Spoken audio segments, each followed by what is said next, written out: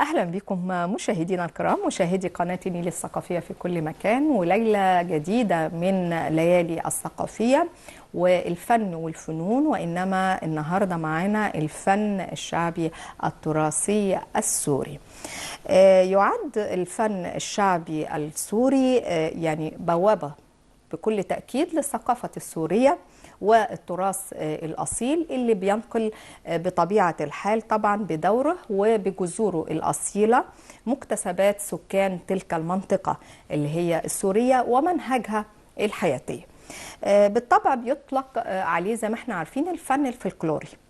هذا الفن الفلكلوري بيتميز يعني بنقل عادات المجتمع وتقاليد هؤلاء الأفراد، وطبعا الجميل في الأمر أن هم معتزين بمدى العراقة والقدم فيما يتعلق بهذا الشأن الفني الفلكلوري. بيدرسوا جدا يعني دايما هذا المجتمع الأصيل كيفية يعني المزج ما بين الفن الشعبي القديم وعندما تعرض لتلك النقلات النوعية من الحداثة. خلونا نقرب أكثر من هذا الفن الشعبي التراثي السوري الأصيل، وكل التحية طبعا للشعب السوري. ومعنا الأستاذ الإعلامي عبد الرحمن نورة، أهلا بحضرتك.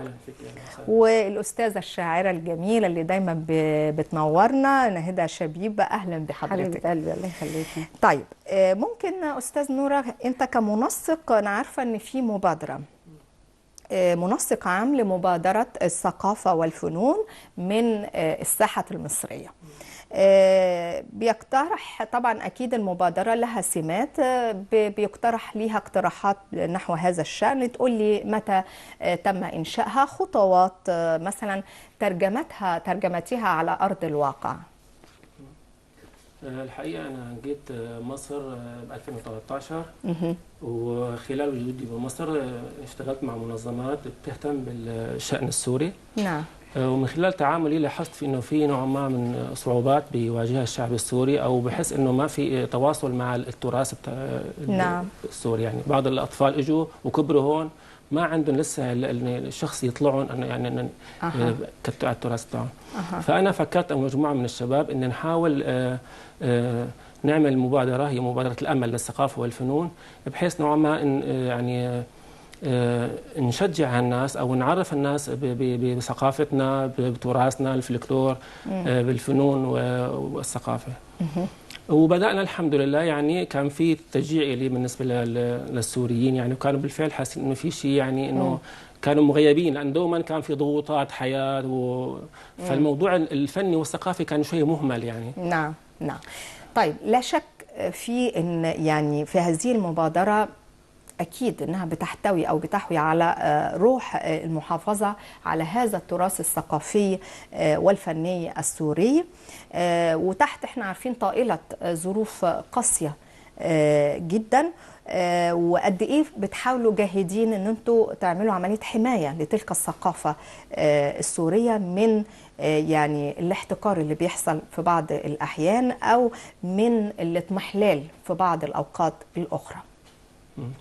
نحن عملنا تعاون مع منظمة تردزوم للأطفال السوريين، بحيث إنه ننمي الثقافة اللي عندهم وننمي نوع الإبداع اللي عندهم.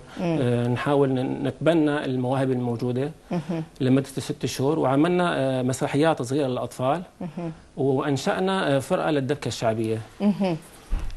صار لنا مشاركات ايضا بالجامعه الامريكيه بالدبكه الشعبيه. عملنا ايضا بالجامعه الامريكيه الاكل السوري والحلويات السوريه، بحيث انه الشعب المصري والشعوب الموجوده تتعرف على ثقافه الشعب نعم. السوري، ان كان فلكلور وان كان مطبخ وان كان حتى عرضنا رسومات عن المدن السوريه، المدن التاريخيه مثلا تدمر وقلعه حلب والنواعي الحماه إلى آخره. فعملنا مثل معرض شاركنا فيه نحن وشرحنا لهم عن المدن اللي عندنا، إنه في عندنا مدن سياحية، في عندنا مدن تاريخية، مدن في عندنا أماكن سياحية بالساحل وبالجبال، في عندنا ينابيع، في عندنا أشياء كثير حلوة لازم الشخص يعرفها. يعني أنا كان في نشاط مرة عملناه إنه الطفل السوري ما عارف يرسم العلم السوري، يعني دي مشكلة. كان عندنا أول بسوريا عندنا يعني كان في شيء حلو إنه المناظرات الثقافية كانت بتقوي هالشيء، بتقوي المعلومات، بتقوي الشخص بيبقى عنده عارف بتراثه، عارف بماضي تاريخه. بينما هون التهوا شوي نوعا ما بالمشاكل اللي حصلت وشلون بدهم يضبطوا وضعهم وشلون بدهم يستقروا. فإحنا حاولنا نسلط الضوء هذا يبقى يعمل يعني نفرغ الطاقات اللي عندهم. ده مهم جدا. مهم جدا. نروح لشاعرتنا الجميلة ناهد شبيب، وطبعا دايما كلماتك بتحوي في طياتها يعني الرواج لتلك الثقافة الشعبية السورية. مهم قوي انك تلقي على مسامعنا ومسامع مشاهدينا تلك الكلمات الأدبية الشعرية اللي فعلا هي تعتبر سفير سوري نحو الأرض المصرية. الله يخليكي. السلام على كل من يحضرنا الآن وعلى الشعب المصري الشقيق الحبيب الذي نحن على أرضه الآن. الحديث عن الثقافة الفن الشعبي في سوريا يمتد يعني ويطول. بالنسبة للشعر الشعبي يعني بحب أكد على هاي النقطة بس بالذات، الشعر الشعبي ما انتشر يعني بالكثافة أو الكمية اللي منشور فيها اللي متواجد فيها في مصر. يعني في مصر يطغى الشعر الشعبي أكثر. يعني عندنا شعراء مثلا أقل اللي هن حكوا بالشعر الشعبي ولم يأخذ هذا الضجيج الإعلامي الكثير. نعم. لكن أنا رغم يعني تحفظي على هذه النقطة وتعرفين ذلك من المرة السابقة، إلا أني كتبت قليلا يعني في الشعر الشعبي. كتبت حكاية وطن. الشعر الشعبي يوجه إلى يعني إلى مساحة أكبر من الناس. نعم. يوجه إلى فئة أكبر. الناس اللي بتفهمه أكثر من الناس اللي يعني الفئة المثقفة، الفئة المخملية، يعني يوجه لها الشعر العمودي والفصحى وما إلى ذلك. أما الناس البسطاء فيحبون الشعر كلغة التواصل ببساطة ببساطة وسهولة يعني. التناول وهيك. بذكر كتبت قصيدة بالشعر الشعبي قلت فيها حكاية وطن محمول على كتاف الدنيا، مهموم أهله تشردوا بهالكم سنة، مرفوع راسه ما تعود ينحني إلا بصلاة للرب أو بالدندنة. حكاية وطن للرب وحده بينحني. شو اللي جرى؟ قسيت علينا الأرض وتراب الوطن، وعقود فرطت صارت خيوطة رسن، غرقضنا ببحر الخنا وشو صار فينا يا زمن. رجعوا الأولاد بتنتنة وصندوق مختوم بقصب، ماتوا على شط العرب والمي فيها مأنتنة. حكاية وطن للرب وحده بينحني. ذبحوا الرؤى بالمقصلة وغسلوا الدماء بالمغسلة، وصعبت علينا المسألة وحلا سهل نرجع أهل. لسه العروس مكللة والشام بعدها مدللة، والبلاد العشاق لسه مدندلة، وهيدا إلك هيدا إلي. شو اللي جرى يا هل ترى؟ حتى اليمامة من الرصاص مغبرة، والياسمين مشقشقة ومعترة، ومن بعد عزه بيت جدي مقبرة، وختيارتي اللي كانت عزيزة مكبرة صارت إذا ما تدللت قالوا مرة. شو اللي جرى؟ صفصافتي اللي كانت قوية مكسرة، وقلوب غير الرب ما عاد يجبرها، وزهور عم بتموت لسه مزرزرة، وجمعات كانت بالمحبة مزنرة. شو موترك وموترة؟ حلا سهل نرجع أهل. شوية شوية على مهل، وهالصفحة رح منسكرها، وننسى اللي كاين والجرى، نلملم بقى هالمسخرة، ونرفع علم ترجع قيم فوق المداين والقرى. مؤمن كفر الله غفر، مشيت علينا السمسرة، حلا سهل نرجع أهل. شوية شوية على مهل، وهالصفحة رح منسكرها، وهالصفحة رح منسكرها. فعلا يعني شوي شوي كل شيء ترجع الأمور إلى يعني موضعها ومسارها الطبيعي إن شاء الله. طيب جميل أستاذة نان، دايما بتمتعينا يعني. الله يخليك أشعارك. الإعلامي طبعا نورة، يعني واضح جدا إن أنا شايفة، هل أنت بتخشى المزج ما بين الثقافات، وإن كان فيها من مرحلة إلى أخرى بتحرص على الحداثة أو التحديث والمعاصرة؟ بالعكس المزج، بالعكس يعني الثقافات الأخرى أن نطلع على ثقافات الآخر أو الآخر يطلع على ثقافتنا أو نتبادل الثقافات بين بعض، هالشيء بيخلق قوة يعني. أبدا ما بيعمل ضعف. مثلا أنا عندي ثقافتي ويعني وبعرفها وكذا، لما أنا بطلع على ثقافة الغير أكيد بالعكس ده بتعمل إبراز إبراز، بيكون في حوار، بيكون في تعايش سلمي، في حوار بين الآخر. أنا لما بعرف ثقافة الآخر بعرف أتعامل معه، بعرف أتكلم معه، بعرف هو شو بيحب شو بيكره. لازم يكون في الثقافات في تبادل فيها. بالعكس هي شغلة جيدة جدا يعني. نحو المبادرة اللي كلمنا منذ قليل عنها قبل الأستاذة ناهد شبيب، طبعا يعني أوضحت الفكرة عموما، ولكن في تهاليز تلك المبادرة هناك بيكون أهداف يعني منوط بها أنك تحققها، حتى وإن كان ليس على المستوى القريب فإنما على المستوى البعيد. أكيد يعني إحنا حاولنا يعني إنه نزرع القيم اللي عند الأطفال. ده مهم جدا، البراعم والنشء الصغير، القيم الإيجابية والقيم السورية الأصيلة. أنا بعتبرها معادلة صعبة أو السهل زي ما بيقولوا عليه الممتنع، لأن دي تبقى معاملة خاصة.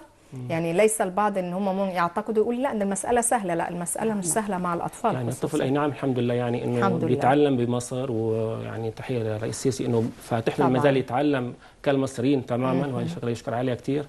بس ولكن موضوع الثقافات يعني بيهملوه بهالموضوع هذا، انه لازم يكون في تنويع عليها، تنويع. يبقى في احنا عندنا بسوريا في شيء اسمه فنون يعني. ففي يعني دوما في موسيقى، دوما في حفلات، دوما في الموضوع هون قليل شوي. نحن بنحاول نركز على شيء، حتى بالمدارس بنحاول نعمل احنا حفلات لهالطلاب هي، بحيث انه يطلعوا على ثقافه الاخر، يطلعوا على ثقافتهم، ينفتحوا بالتعامل مع الاخرين، يحافظوا على الوطن هن فيه هون، نعرفهم شو واجبهم شو حقوقهم. لازم انتم فيك تحافظوا عليه على قد ما بتقدروا، لان هذا الوطن هو اللي فتحكم ايديه بالوقت اللي الامور كلها كانت يعني صعبه بالفعل يعني. اكيد وان كان في بعض العراقيل والصعوبات في الدمج بين تلك الثقافات، ولكن في حال تناولها وتداولها يعني على ارض الواقع بس بجديه واهتمام بتنال رضا ويعني واهتمام كل الاطراف. في تقارب الصراحه بين الثقافه السوريه والمصريه، وفي حب وفي وئام الحمد لله. وبنذكر الوحده كانت موجوده يعني في اولويات في يعني من زمان انه في يعني شيء قريب مع مصر، والتاريخ يشهد على ذلك، وليس فقط في الفترات الاخيره تحت وطأة الظروف القاسيه، لا هي من تقارب بين المجتمعين. احنا بس نحاول انه يعني تشجيع، نحاول انه نبث روح المحبه اكثر، نستوعب بعض اكثر، نعمل حلقات مثلا بين سوريين ومصريين، بين جنسيات ثانيه، بحيث يطلعوا على ثقافه الاخر، يحاولوا يبدعوا التعايش السلمي، تقبل الاخر. تقبل الاخر ده مهم جدا، لازم لغه الحوار، يتقبل الاخر ايا كان لونه ولا دينه ولا اي شيء، يكونوا منفتحين على العالم. الحوار يكونوا منفتحين يعني.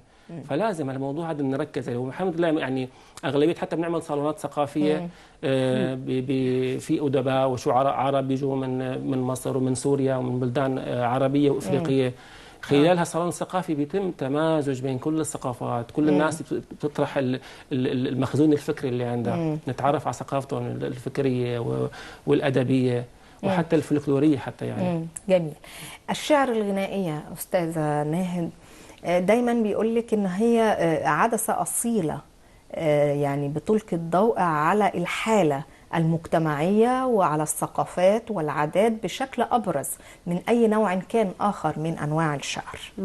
ايه رايك في الكلام؟ يعني هو الناس بتحب النغم الموسيقيه اللي بيكون لها ايقاع خاص، يعني سهله الحفظ، سهله التلقي، يعني بتشعري ان الاوزان عم بتخليكي تتنططي على الارض. يعني بيبقى في حاجه تفعيل يعني. تفعيله معينه، مثلا فعل فعل فعل فعل. مثلا تجي تقولي قصيده على متفاعل متفاعل متفاعل متفاعل، تعيدي نفس التفعيله تكرريها، يجيك المتدارك مثلا، يجيكي بعض البحور هي اللي بتخليكي، هي لها ايقاع ولها وزن خاص، يعني يساعد على انك تاخذيها وتعمليها اغاني مثلا. ف رغم انه مثلا على البحر الطويل وعلى البحر البسيط غنوا اغاني، يعني السيده ام كلثوم غنت على غنت طبعا يعني المطرب القدير قادر على انه يغني على جميع البحور، الاصعده والمستويات وبحور الشعريه كلها. طبعا اكيد يعني في قصائد هي لحالها بتلاقيها مثلا عم تغني. يعني مثلا انا عندي قصيده بتفرض نفسها، انا نصف امراه، أنا نصف امرأة لا أكثر تتسلى بعرائس زعتر، ترسم ألوان ضفيرتها، تتمرى، تحلم، تتذكر. فبتقول لك دم استك دم استك، يعني لوحدها بتعمل عاملة لحالها وزن.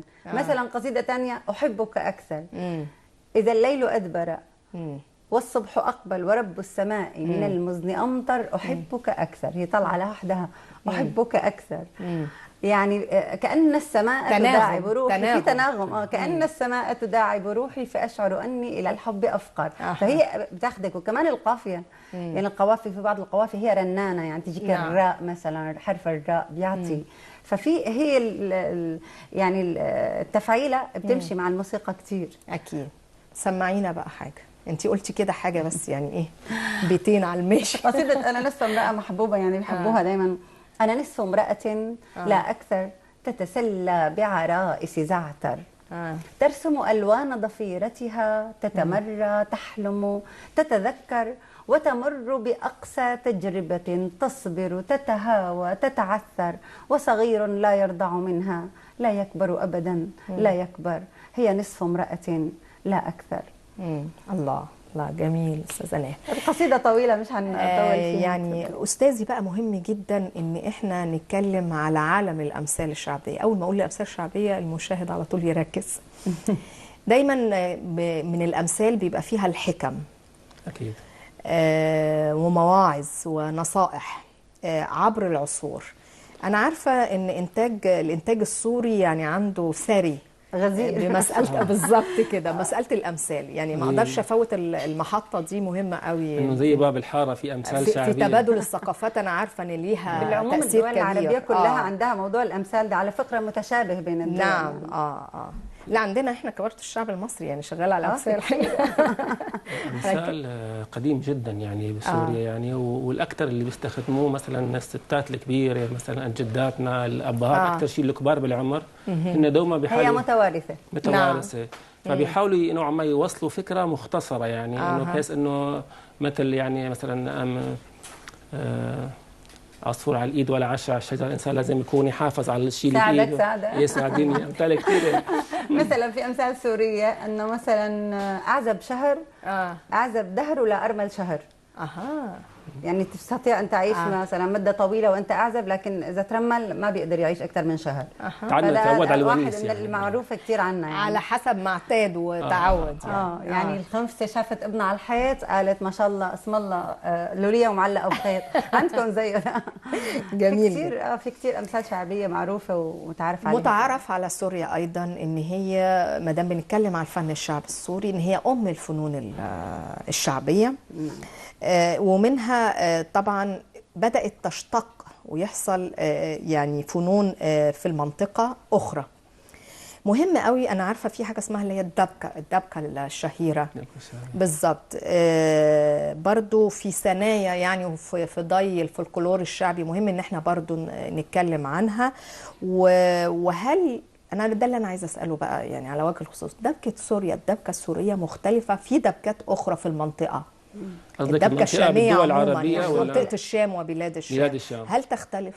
تختلف هي يعني بالمبدا قريبه كثير. بالدوله نفسها تختلف. يعني بسوريا نفسها تختلف من منطقه الى منطقه اخرى. يعني دبكه تختلف. هلا في عندنا انواع من الدبكات. في عندنا الدبكه الحميه، الدبكه السواحليه، الدبكه الشاميه. في عندنا انواع من الدبكه الديريه مختلفه جدا، مختلفه بالحركات من منطقه قريبه. يعني قريبه يعني انه في عباره عن انه اثنين يعني مجموعه بيمسكوا بايدين بعض، في يعني انه في تلاحم مع يعني تقريبا الشكل قريب، بس ممكن النغمه تختلف، الحركات الخبطات مثلا بالاجرين او كذا، او الحركات تختلف.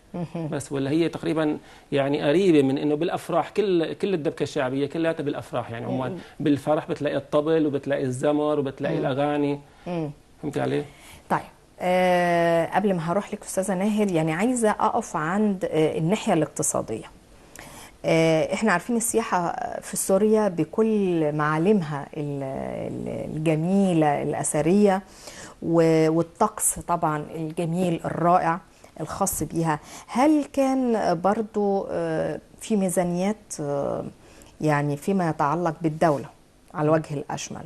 وفيما يتعلق بكل المنتديات والجمعيات وحتى المبادرات اللي انتم بتقترحوها، برضو أجواء الفونت والميزانية، عشان انتم بتعملوا رواج، بتعملوا انتشار صح. لتلك الثقافة السورية بكل معالمها الإبداعية الجميلة. مهم ان احنا نتكلم عنها، ولأن احنا عارفين السياحة في ظل الفترات الأخيرة في حالة من الرجول بالضبط والتراخي على هذا النحو، وبالتالي أثرت يعني على المجتمعات حتى الزائرة. تكلمني عنها. الحقيقة السياحة يعني إلى دور كبير بالاقتصاد السوري، يعني بلد سوريا بلد الفصول الأربعة يعني، وفيها جبال وفيها بحار وفيها أنهار وفيها آثار، وجوها كتير حلو يعني بيكون. والشعب السوري شعب مضياف، يعني متعود انه يعني الزائرين كان عرب وان كان اجانب كله يعني له كل الاحترام يعني. بس انه هالفتره ممكن يكون انه لظروف معينه انه ما في يعني استقرار تماما، فخف السياحه، ولكن السياحه عندنا كانت ممتازه جدا يعني، انه في معالم، في كان مثلا بالصيف معرض دمشق الدولي، في مثلا تدمر سباق الهجن، مهرجانات خاصه يعني وضخمه جدا وبيجي من كل العالم عليها يعني. نعم فهمت علي؟ يعني كانت رائجه جدا، وفي اقبال من كل الدول العربيه على ان ويعني يمكن إضافة للسياحة أنه المطبخ السوري والأكلات السورية برضه بتشجع الناس أنه يجي يحضروا يعني. في عندنا يعني المطبخ السوري مثلا استفاد كثير من الدول المجاورة وأبدع من عنده. في ذواق يعني، الشعب السوري عنده ذواق وفي حلو قوي ذواق. هنروح للمطبخ السوري بس كمان شوية. نروح معاكي يا أستاذة ناهد ونبحر سويا ونغوص في أبياتك الشعرية وتمتعينا بإيه؟ باعتبار نحن في دمشق ما زلنا في الدرة. رح أقول 4-5 أبيات مش كثير عن الشام.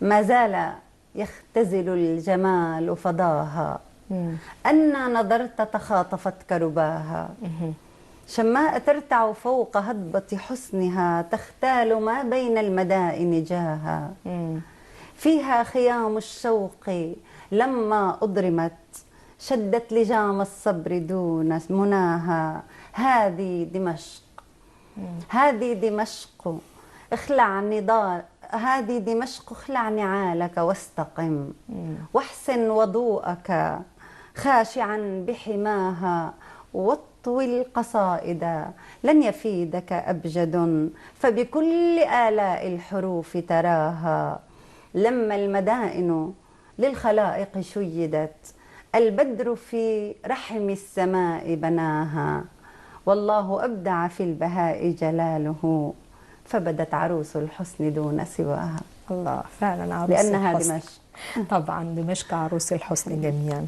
طيب لا شك ان المطبخ السوري، ما دام قلنا بقى شعب ذواق وانا قلت لك هنروح للمطبخ بقى واكلاته، يعني وخصوصا في ايامنا الحاليه وفي هذه الظروف الحرجه، تعتبر هي جوله من ضمن الجولات ايضا اللي بتجوب انحاء العالم. تقول لي ايه؟ والله المطبخ السوري يعني قديم جدا يعني، والشعب السوري متفنن بالطبخ يعني، في انواع كثير للاكلات او فدوما. طبعا نحن النسوه بقى نتكلم في السؤال الغلط. نقول له بقى في الايه، هنكمل بعض. لا احنا هنكمل بعض. لا يعني انت هتدبس في السؤال. هنكمل بعض. لا هنكمل بعض ان شاء الله. هنعرف لو كنت بتطبخ ولا لا هلا. ايوه. وبعدين الاكلات السوريه بتتميز انه دوما الاكلات لازم يكون فيها مكسرات. انا بلاحظ كثير اكلاتهم ما فيها مكسرات، عندنا لازم يكون مكسرات يعني. الفستق الحلبي مثلا اساسي، عندنا الفستق الحلبي. ده انتوا نشرتوها عندنا في مصر بقالنا فتره مش لسه. عندنا الفستق الحلبي يعني مشهوره مدينه تزيين الطبق يعني. مشهوره مدينه كفر زيتها بالفستق الحلبي. الفستق الحلبي والمكسرات واللوز والجوز لازم يعني الاكلات غير اللحوم لازم المكسرات عندنا على بشكل فكرة كبير كتير. يعني المصريين احبوا الطبخ العربي بشكل غير الطبخ السوري، يعني بتلاقيهم بيبحثوا عن المطاعم السوريه ياكلوا فيها. صح جميل. وانتشروا بدول ثانيه، يعني انتشر مصر بتلاقي ما شاء الله المطاعم السوريه ما شاء الله يعني وكذا. ادمناها حصل ادمان. طلعتي مثلا من مصر طلعتي اوروبا مثلا بتلاقي بكل مكان. لا هي بصراحه يعني موجوده في ليه؟ كافه انحاء العالم، يعني فيها اللي هي التست التذوق يعني ان شخص يكون ذواق، وبعدين في النظافه ممتازه جدا، يعني لازم ده حقيقي لازم يعني الحفاظ على النظافه. الكلام الحلو ده مفيش احلى منه، والتذوق السوري. وغيرك صاحب المطعم لازم يكون يعني موجود دوما، يعني حريص جدا، مش انه بيترك اللي كده، لا ده احلى كلام. اللباقه بالتقديم، الترحيب، شوفيهم يعني كيف بيرحبوا بالضيوف لما بيدخلوا، بيقولوا لي احنا بنحب حته النظافه بالاكل. لا النظافه ده شيء اساسي، والشكل برضه بالتزويق عشان يزوقوا الحاجات. حلو قوي. انا سعيده بيكم جدا، والوقت جري بينا، والكلام الحلو بقى والاكل الحلو بتاع ده احلى حاجه نختم بيها هذا اللقاء الجميل. كل الشكر طبعا للاعلامي طبعا الاستاذ نوره، شكرا ليك، والاستاذه الشاعره طبعا ناهد شبيب اللي دايما بتنورنا. سعدت بيكم، وكل التقدير والشكر ليكم. مع مشاهدينا هنخرج مشاهدينا الكرام فاصل، وهنرجع لسه مكملين في اجواء هذه الليله الطيبه معاكم من ليالي الثقافيه، فتابعونا.